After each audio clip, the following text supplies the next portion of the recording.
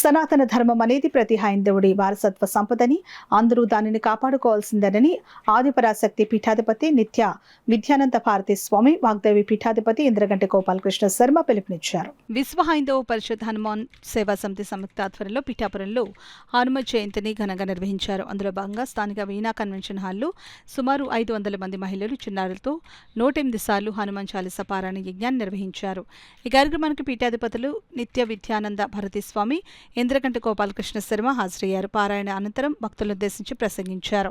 ఈ సందర్భంగా హిందూ ధర్మ సేవా కార్యక్రమాల్లో చురుగ్గా పాల్గొంటున్న పలువురికి పీఠాధిపతుల చేతుల మీదుగా సత్కారాలు చేసి అవార్డులు అందించారు. అనంతరం పీఠాధిపతులు ఇంద్రగంటి గోపాలకృష్ణ శర్మ, నిత్య విద్యానంద భారతి స్వామి మీడియాతో మాట్లాడారు. విశ్వ హైందవ పరిషత్ అధ్యక్షుడు దువ్వా వెంకటేశ్వరరావు, బజరంగ్ దళ్, జై హనుమాన్ సేవా సమితి అధ్యక్షుడు సురేంద్ర దత్తు, దువ్వా మణికుమార్, గుత్తొత్తి విజయేంద్ర కార్యక్రమాన్ని పర్యవేక్షించారు. పలానా ఆవిడ కొడుకు అన్న పేరు అవుతుందా? ఆయన పేరు ఏంటంటే మంత్రశాస్త్రాల్లో చెప్పబడింది.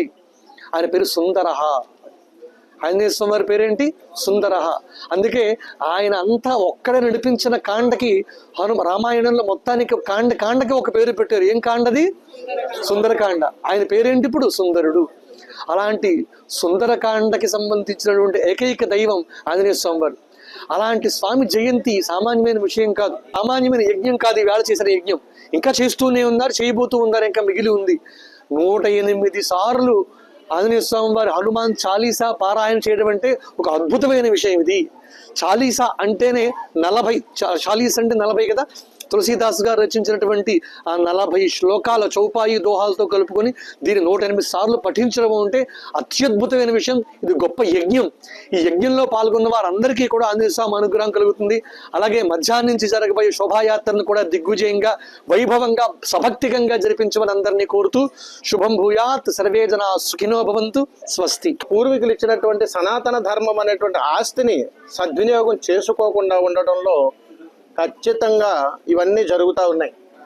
అందుకని ఈరోజు హనుమాన్ జయంతి రోజు పిఠాపురంలో విశ్వ హైందవ పరిషత్ మరియు జై హనుమాన్ సేవా సంస్థ వారు సంయుక్తంగా నిర్వహిస్తున్నటువంటి ఈ హనుమాన్ జయంతి మహోత్సవం అనేటువంటిది ఎంతో అత్యంత వైభవంగా ఇక్కడ జరుగుతూ ఉంది.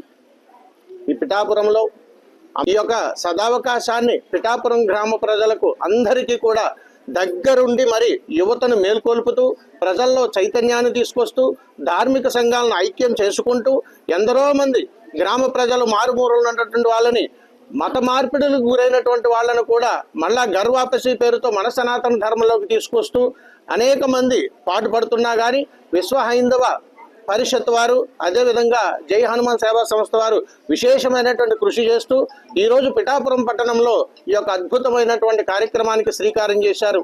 ఇది చాలా మందికి ఒక అద్భుతమైనటువంటి సందేశంగా చెబుతున్నాను.